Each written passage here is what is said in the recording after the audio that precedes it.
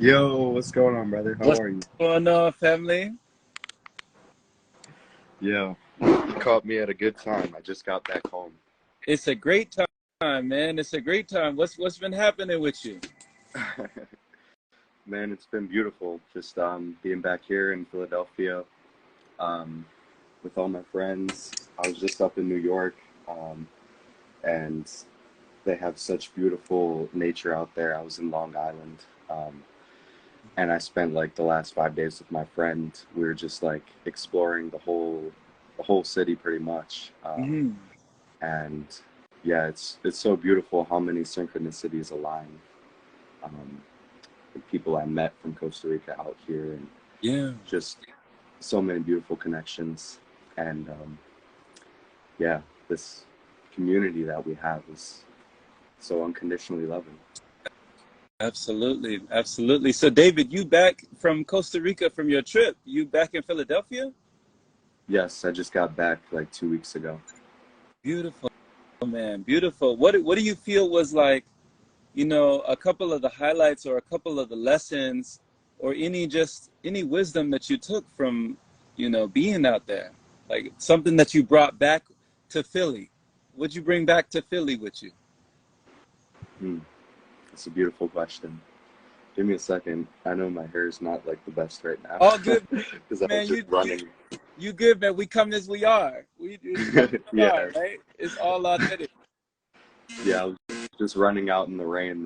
That's what it was. But so yeah, my experience in Costa Rica taught me a lot about just connecting in the present moment Mm, with what is in my reality. mm, And it was so beautiful that I got to have that experience because I talked about it on a video to where um, basically I was saying that when you're surrounded by like the most beautiful nature in the world, like all you want to do is just be out there in nature. You want to just like, absorb all of it. But what I talked about on my live yesterday was like in those moments when you're back in the city and you might not be around all the most beautiful nature, how do you still connect to that essence? You know, um, that's been the real challenge or test, you could say, from the universe that I've had. Um, and So even just like my run outside earlier and just making sure that I go outside every day, get that sunlight no matter what. That's where I feel like the real appreciation for nature comes in. It's not always going to be when you're seeing those breathtaking views. It might be when you're experiencing the opposite, but still finding ways to appreciate it. absolutely, absolutely, brother. That's a message right there. So being able to appreciate beauty wherever you are. Exactly. That was the major lesson I learned. Okay, okay. So you don't always have to have the greenery and the scenery. You don't Yeah. always have to have like the traditional, places where you were at in nature. I know you were in some beautiful landscapes, beautiful vistas, beautiful views, beautiful ambiance, beautiful atmosphere, right? And Hmm. then when you go back, to the city and, maybe back to the concrete, back to the asphalt, back to the buildings, back to, you know, how do you still find the beauty, you know? Yeah, that's the question, really. Like, I ask myself that each day. Like, what am I gonna do today to appreciate the beauty that exists um, in this world today? And the beautiful thing is that we have so many more choices, or ways, avenues to do that than we might have had before. And one thing I also talked about yesterday was that when people look, like including myself, just looking at the way that the world is and the way that it's going, where there's more inclusion of technology, such as the phones that we're using, and how that might seem, especially when we start to get into these concepts of transhumanism, of people merging with the technology. How do you connect with nature then? You know, like when you're looking at a phone, for example, like we're doing right now. Um, and what I've come to realize personally is that it's not so much about the medium through which you're experiencing, because we're right now we're experiencing this present moment mostly through the phone, because you're just listening through me right now, and you might not consider that to be, you know, in nature necessarily. But yeah, connecting to nature has a lot more to do with your own nature, your how much you're able to connect with your own nature that lies within you. You know, so that was kind of the main topic of a different live I did a few days ago with my friend, is returning to nature through the inner first, so that the outer then becomes, everything else becomes a reflection of that. You know, so no Y- matter what you're doing, no matter what it may seem like, you're still connecting to nature because you're connected within yourself. You know? yes. Beautiful words, man. Beautifully put. Thank you, David. Thank you, brother. You know, because when it comes to your own nature, what do you feel like was a parallel between the nature that we talk about that we're not really separate from, but your own nature? You know, what did you discover that you didn't know before about your own nature? Mm, wow, that's also a very beautiful question, um, and I often reflect upon this topic because if you think about um, what is what the story is that we're told in history about how humans even came about, and you know, how our DNA has been altered throughout the ages. Um, you know, and science is still struggling to understand certain phenomenon that happened within the human genome. You know, so we can understand, in an attempt, you know, to understand our own nature. And they actually found one example that's really always stuck out to me is when it was about 200,000 years ago. Um, they found that there was like a very massive altering within the human genome. I think it was the largest that was ever discovered by science. And I don't even think, according to modern science, we weren't considered Homo sapien at that point completely, but some, you know, kind of version of that, you could say. And it was actually what really stood out was this gene for what they actually call is like the slave gene, that was programmed into us. And so that's when all these theories about the Anunnaki come into play, and like, you know, that's a whole other different topic. But um, you know, it just, it begs the question, if you want to understand your own nature, you know, you would most likely want to understand the intention or the nature of the thing that created you. You know what I mean?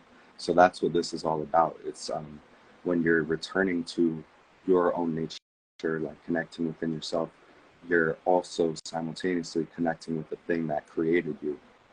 You and whether you call that God or the universe, or um, you know, whatever avenue that you have to call it, um, you know, that force, if you will, is going to have the best idea of what your true nature is. And um, the thing that I've discovered that's been very powerful just through observation, uh, in, like, let's say meditations, is that, you know, you realize eventually after a lot of meditation that whatever that force is not separate from you. You know, and so you have a direct avenue to connect with that force, you know, at all times, because there's a pathway that exists within you. um, and so, you know, that's where, you know, all these practices about energy cultivation and meditation, self-inquiry, all of these things come into play only after you make that realization. You know, because if you don't believe or know that, you know, the answers that you need lie within you, then you have no real motivation to go and do these type of practices. You know what I'm saying? So that's the foundation for all of it. Okay, because I mean, I do agree. There's so many, avenues or maybe even reasons why somebody would even, be compelled to find out, Mm-hmm. and to really search within themselves, because we have a lot of abundance of information, almost a bombardment of information externally, Mm-hmm. So what actually, even if you can recall, what was the trigger point or something that made you want to go internal to actually, you know, hush all the outside noise and really tap into the inner voice, the inner you, the inner you that is beyond your name, you know? Mm-hmm. Yeah, essentially, you're asking when did I realize that I was God? And the way I phrase it like that is because I actually have a song that is going to be released very soon, and I'm gonna have a video to go with it that I just filmed, and it's the hook goes like this: Remember them days when a youngin' was feeling down, then realized that I am God. I was lost, but now I'm found. Frequency so high as I'm channeling the Tao. Got a second chance at life. No more time to be a clown. And I'll just say those 4 bars for now. But because that the line right there, then realize that I'm God. That that is that was the greatest turning point in my life, and that is a point that I feel everyone comes to eventually on this path. Um, and it's might be looked at in kind of a negative way in certain cultures because there's forces that if they knew that you were fully empowered to realize the divinity that lies within you, then it would be a lot less easy for them to control you. So that's just been from my experience what is just something that we're always going to be up against. So, what I've had to do is just learn how to break free out of all that dogma, no matter where it comes from, and just still, listen to what others have to say, but always filter it through your own experience, your own direct experience in life, you know. So, the point when I was able to do that, like a very distinct moment, the most distinct one, was when I was about 17 years old, and I had already been on this path of self-inquiry for well over 3 years, but things were yet to still be actualized into my personal life because I was still in school at that time, and uh, you know had like a lot of influences that kind of kept me in a certain way of living, which I'm always grateful for. But there were certain things that were very good, like I had a great um, family and friends that helped, shape who I am. And then there was also some influences that were not so good.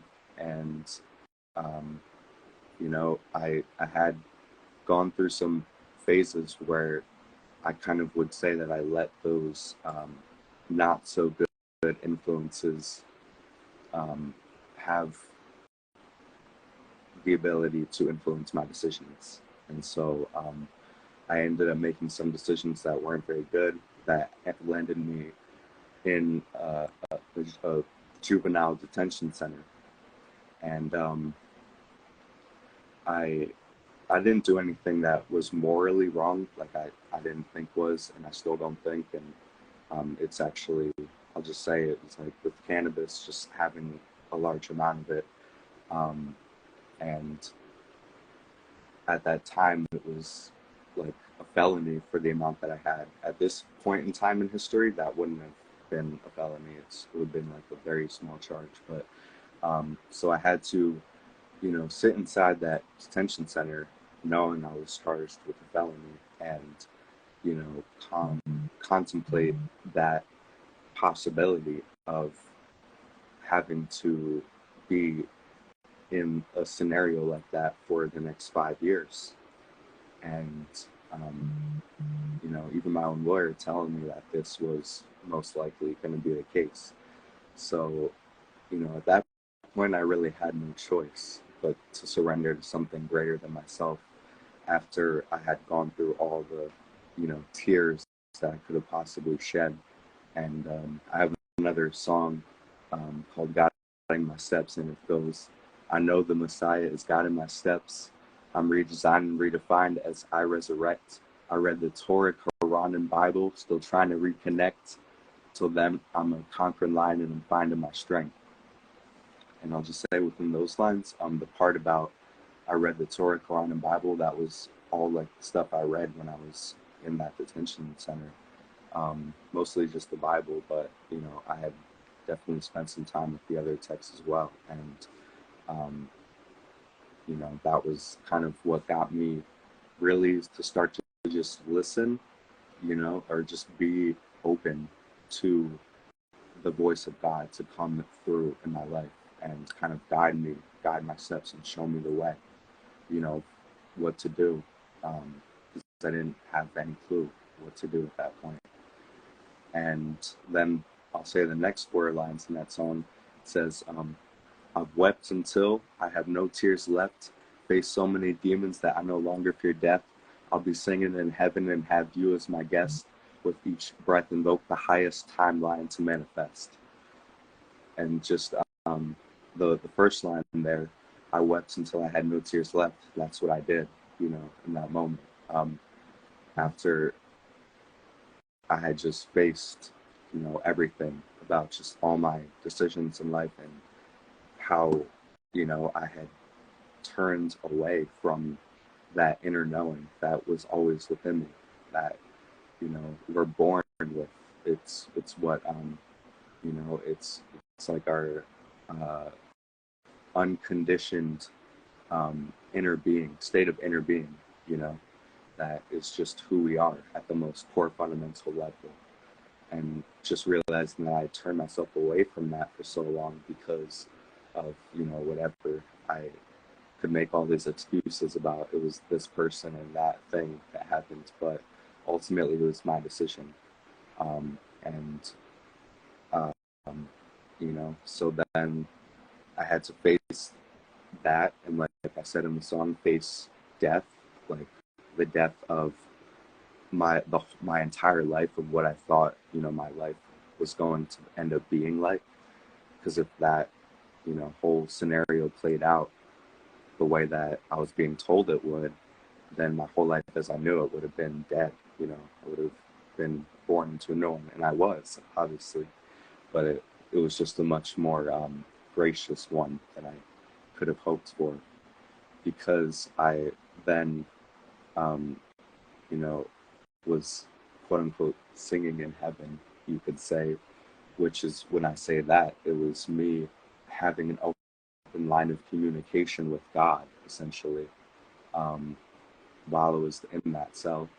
And, you know, just making a promise to myself and to God that from this moment forward, that I will be in full dedication towards living that truth of who I know I am, and, you know, not settling for anything less. And so at that point, you know, it was like something within my whole being changed. And in an instant, it went from my breath being filled with like um, anxiety and depression about the situation. My breath was filled with the highest um, timeline, like seeing it just playing out and manifesting, and that just became my reality. Just, and the highest timeline or version of myself, you know. So that doesn't mean that it had to be sunshine and rainbows. I could have stayed in that cell, and it would have still been my highest timeline, my highest version of myself, because it was just something that changed within my breathing, within my spirit, you know. And you know, so the divine willed it that in this universe of my highest timeline manifesting, for me to be able to be free, you know, to share my truth, to share my message with the world. So that's what led me to even be on here today. So I'm so grateful for that. Yes, brother, so much gratitude, man. So much gratitude, David. My goodness, man. Thank you for sharing that. Thank you for sharing that, man. Thank you for sharing your truth and just letting that be known, because I needed to hear that. I know somebody needed to hear that. I needed to hear that, you know? Yes. Like you made yourself a promise, Mm-hmm. you know? Like you said, you could have stayed in that cell, but you made yourself a promise and you said something changed within the breath. Yes. That is amazing. Like something shifted, the energy lifted, Mm-hmm. you know? Exactly. Yeah, it's Man. like I could finally breathe fresh air, even if I was contained within a cell where there was no fresh air anywhere. I was breathing in that good ass prana. as as our friend Ralph Smart Yeah, says. you know, can I get a hello there? Like, you know, freedom, freedom, man. Yeah. That's amazing. You remind me, like, when I was reading Malcolm X, the autobiography, he talked about how his alma mater was books. Mm. You know, books became his friends behind bars.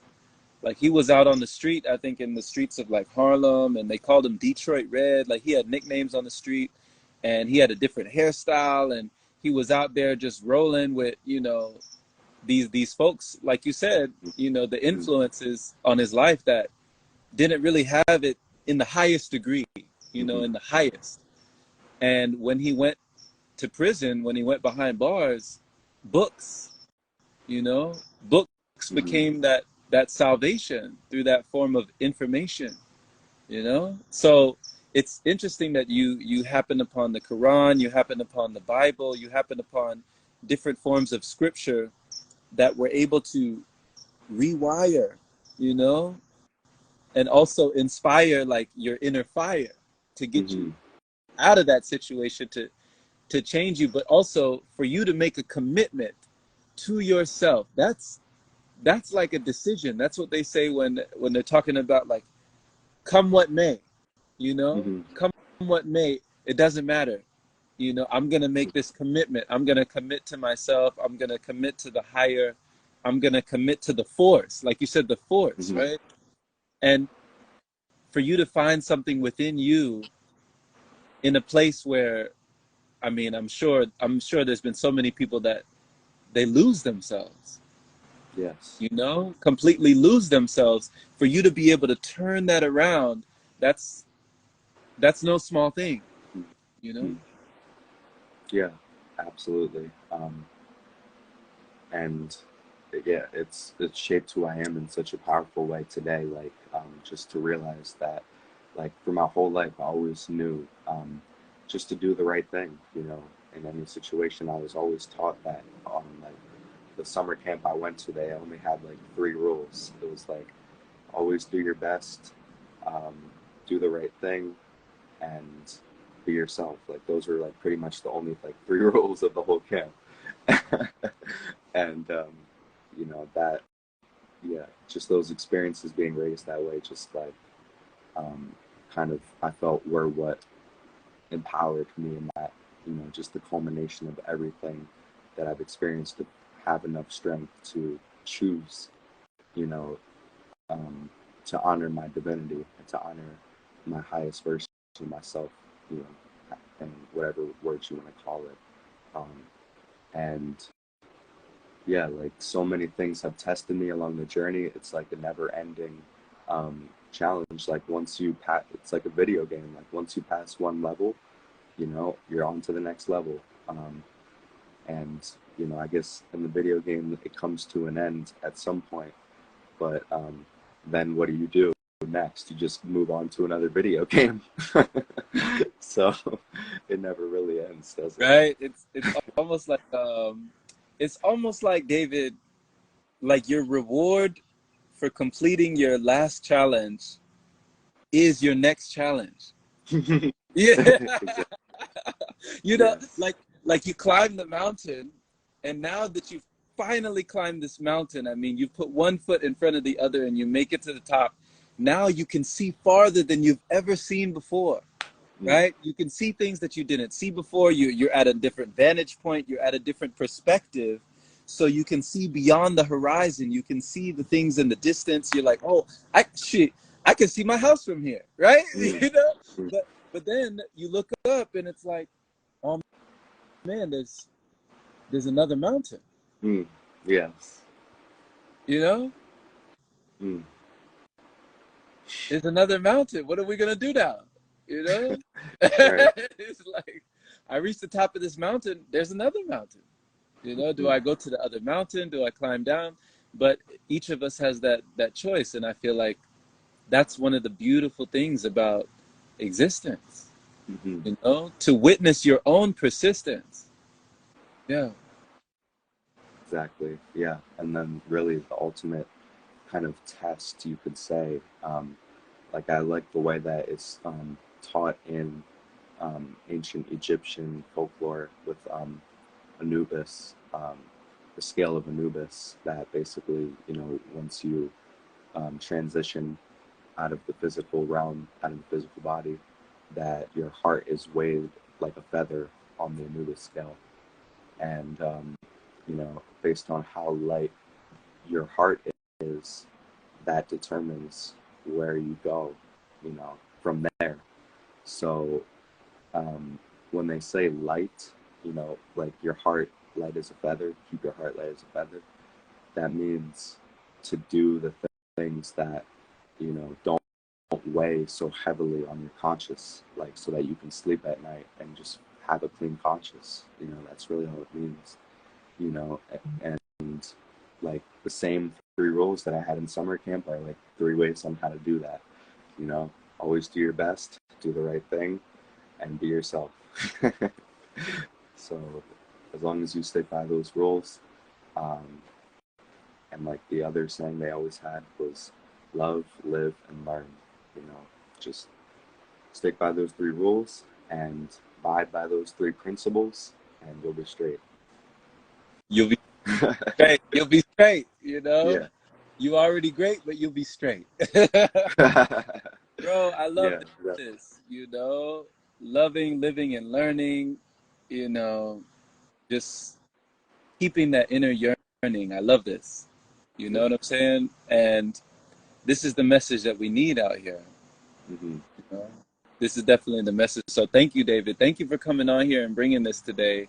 It was right on time. Like as soon as I signed in, you chimed in, right?